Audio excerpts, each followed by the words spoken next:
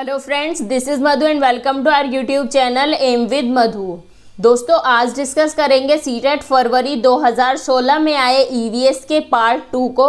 इसमें हम बचे हुए 15 क्वेश्चन को डिस्कस करेंगे।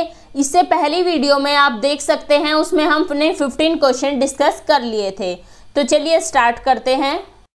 16th क्वेश्चन है, पर्यावरण अध्ययन की अंतः विषय प्रकृति पर्यावरणीय मुद्दों को डैश द्वारा संबोधित करती है। आपके ऑप्शंस है विज्ञान की विषय वस्तु और पद्धति के प्रयोग, सेकंड है सामाजिक विज्ञान और पर्यावरण शिक्षा की विषय वस्तु और पद्धति के प्रयोग, थर्ड है विज्ञान सामाजिक विज्ञान और पर्यावरण शिक्षण की विषय वस्तु और पद्धति के प्रयोग, और फोर्थ है विज्ञान और सामाजिक विज्ञान की विषय वस्तु और पद्धति के प्रयोग। अब आपको बताना है कि जो पर्यावरण अध्ययन की अंतः विषय प्रकृति है वह पर्यावरण मुद्दों को डैश के द्वारा संबोधित करती है, यानी कि किसके द्वारा संबोधित करती है।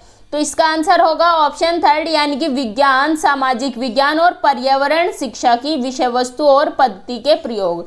आपको पता है कि जो ईवीएस है 5th क्लास तक, उसमें विज्ञान आपका साइंस में बायोलॉजी, केमिस्ट्री, फिजिक्स ये सब आ जाते हैं। सामाजिक विज्ञान यानी कि हिस्ट्री, ज्योग्राफी, इन सभी के जो टॉपिक्स है वे सभी मिलाकर आपका बना है पर्यावरण अध्ययन। तो इसी वजह से ये जो विषय वस्तु है इन सभी को संबोधित करती है। तो 16th का होगा ऑप्शन थर्ड। 17th क्वेश्चन है, कक्षा 5A के शिक्षक एक सवाल देते हैं। क्या है सवाल? कि पेड़ों के 5 लाभ लिखिए। जबकि कक्षा 5B के शिक्षक निम्न सवाल देते हैं कि क्या होगा अगर धरती पर कोई पेड़ न हो। इन सवालों की प्रकृति कैसी है? आपके ऑप्शंस है कि ए मुक्त अंत वाला अपसारी है और बी बद अंत वाला अभिसारी है। सेकंड है ए मुक्त अंत वाला अभिसारी और बी बद अंत वाला अपसारी। थर्ड है ए बद अंत वाला अपसारी और बी मुक्त अंत वाला अभिसारी। और फोर्थ है कि ए बद अंत वाला अभिसारी और बी मुक्त अंत वाला अपसारी है। तो आपको बताना है कि इन क्वेश्चंस की प्रकृति कैसी है। तो इसका आंसर होगा ऑप्शन सेकंड, यानी कि जो ए क्वेश्चन है वह मुक्त अंत वाला अभिसारी है और बी जो क्वेश्चन है वह बद अंत वाला अपसारी है। अब मुक्त अंत वाला और बद अंत वाला कौन से होते हैं, यानी कि ओपन एंडेड और क्लोज एंडेड कौन से होते हैं? जो मुक्त अंत वाले क्वेश्चन होते हैं, इन प्रश्नों को करने में हमें विचार प्रस्तुत करने की स्वतंत्रता होती है। अपने विचार अपने तरीके से हम प्रस्तुत कर सकते हैं। लेकिन जो बदंत वाले क्वेश्चन होते हैं, इसके जो आंसर्स होते हैं वे लिमिटेड होते हैं। इसमें लिमिटेड आंसर्स आप दे सकते हैं। तो फर्स्ट है कि ए क्वेश्चन है कि पेड़ों के 5 लाभ लिखिए। इसके तो आप पेड़ों के बहुत सारे लाभ बता सकते हैं, इसलिए मुक्त अंत वाला हुआ। बी है कि क्या होगा अगर धरती पर कोई पेड़ न हो। इसके आंसर आप लिमिटेड ही दे सकते हैं कि क्या होगा अगर पेड़ ना हो धरती पे, तो ऑक्सीजन की कमी हो जाएगी, हम सब खत्म हो जाएंगे। तो बी के आंसर तो लिमिटेड ही होंगे, पर ए का जो आंसर है आप बहुत सारे आंसर दे सकते हैं। तो ए है मुक्त अंत वाला और बी है बदंत वाला। तो 17 का होगा ऑप्शन सेकंड। 18th क्वेश्चन है, कक्षा 1 में पर्यावरण अध्ययन में शिक्षार्थियों के आकलन के बारे में निम्नलिखित में से कौन सा सत्य है? फर्स्ट पॉइंट है कि मौखिक परीक्षाएं, क्योंकि हो सकता है कि बच्चे लिखने में सक्षम ना हो। सेकंड है ड्राइंग, क्योंकि बच्चों को इसमें आनंद आता है। थर्ड है शिक्षकों का अवलोकन और रिकॉर्डिंग। और फोर्थ है किसी को न रोको नीति को ध्यान में रखते हुए आकलन की कोई आवश्यकता नहीं है। तो आपको बताना है कि कक्षा 1 के विषय में इसमें बात हुई है कि कक्षा 1 में पर्यावरण अध्ययन में शिक्षार्थियों के आकलन के बारे में कौन सा कथन, इनमें से कौन कौन से कथन सत्य है। तो इसका आंसर होगा ऑप्शन डी, यानी कि फर्स्ट और सेकंड और थर्ड इसमें सही है। फर्स्ट है मौखिक परीक्षाएं, क्योंकि हो सकता है कि बच्चे लिखने में सक्षम न हो। तो ये आपका सही है, क्योंकि बच्चे हैं 1st क्लास में, ऐसा हो सकता है कि बच्चे लिख ना पाए तो मौखिक परीक्षाएं उनकी कराई जाए। सेकंड है कि ड्राइंग, क्योंकि बच्चे इसमें आनंद आता है इसमें बच्चों को, ये भी आपका सही है। थर्ड है शिक्षकों का अवलोकन और रिकॉर्डिंग, ये भी सही है। लेकिन इसमें फोर्थ में बताया है कि किसी को न रोको नीति को ध्यान में रखते हुए आकलन की कोई ज़रूरत ही नहीं है। तो इसमें आपको ये गलत है, क्योंकि इसमें ये कहा है कि आकलन की कोई ज़रूरत ही नहीं है। तो टीचर को कैसे पता चलेगा कि बच्चे कैसे सीख रहे हैं? तो 18th का होगा ऑप्शन डी।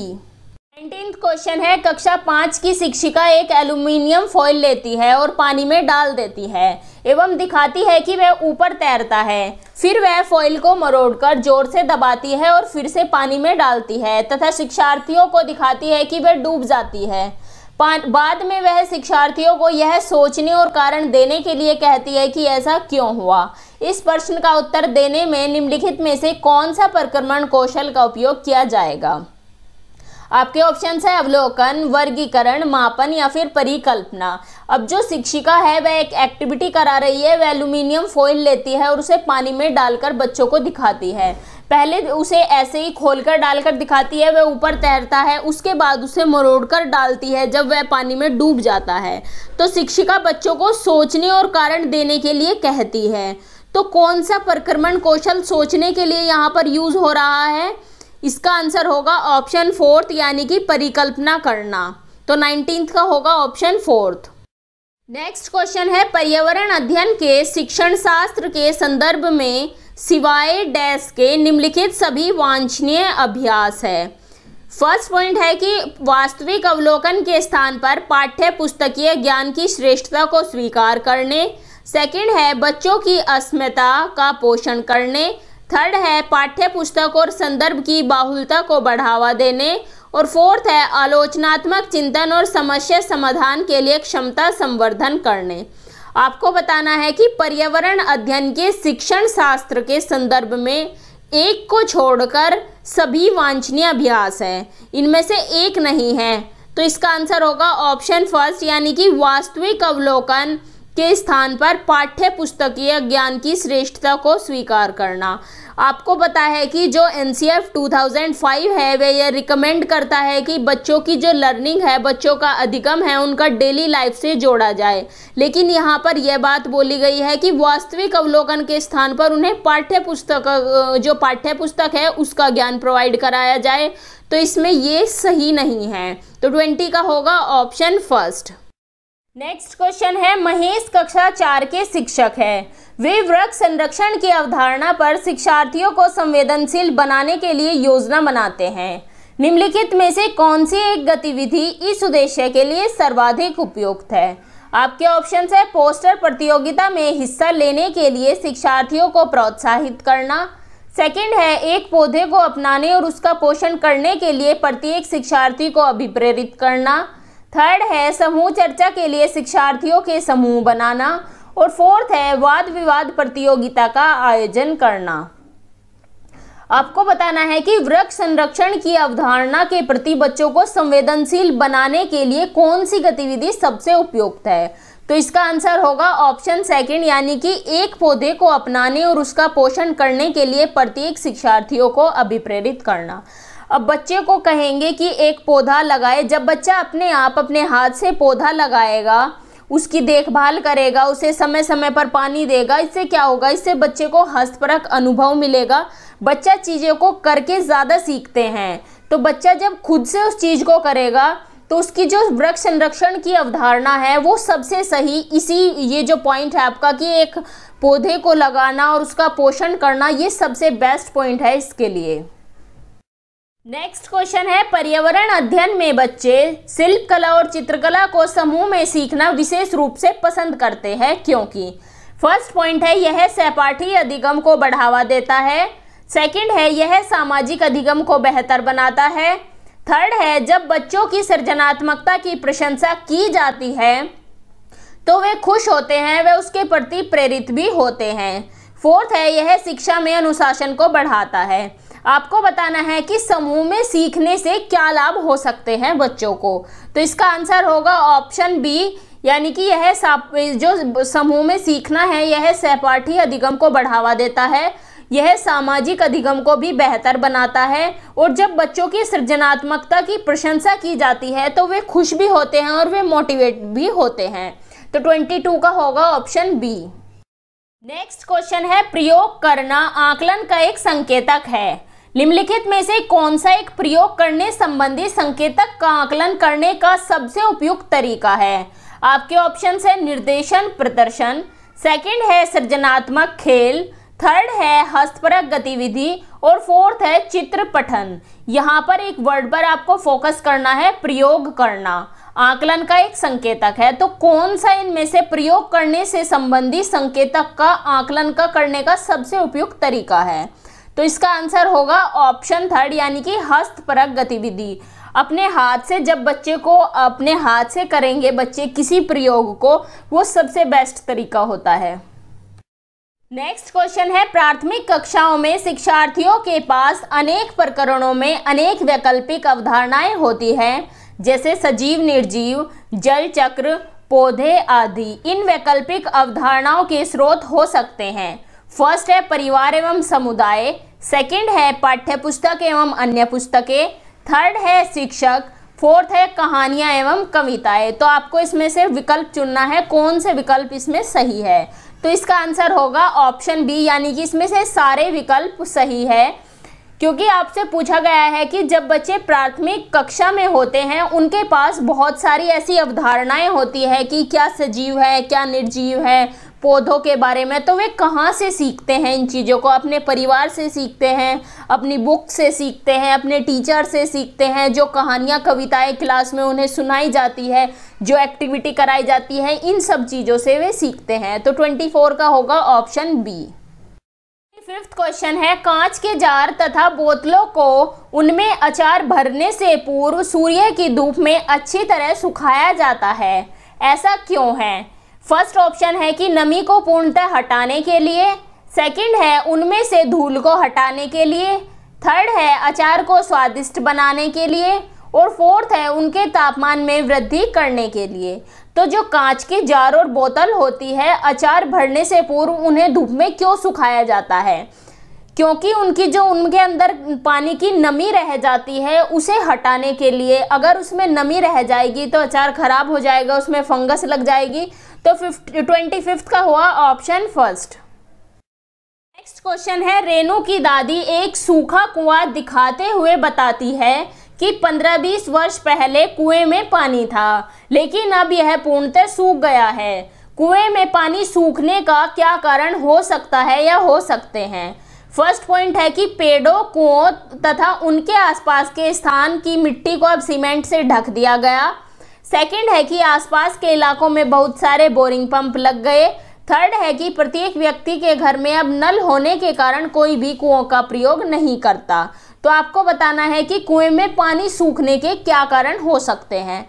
तो इसका आंसर होगा ऑप्शन डी, यानी कि पेड़ों, कुओं और उनके आसपास के स्थान की मिट्टी को अब सीमेंट से ढक दिया गया, जिससे कि जो वर्षा होती है उसका पानी अब ज़मीन में नीचे नहीं जा पाता और जो कुओं का वाटर लेवल है वो भी ऊपर नहीं आ पाता। सेकंड है कि आसपास के इलाके में बहुत सारे बोरिंग पंप लग गए हैं, ये भी सही है। और थर्ड है कि प्रत्येक व्यक्ति के घर में अब नल होने के कारण कोई भी कुएं का प्रयोग नहीं करता। ये कुछ ऑप्शन आपका सही नहीं है, क्योंकि ऐसा नहीं है, अब भी ऐसे बहुत सारे घर हैं कि जिनके घरों में नल नहीं है।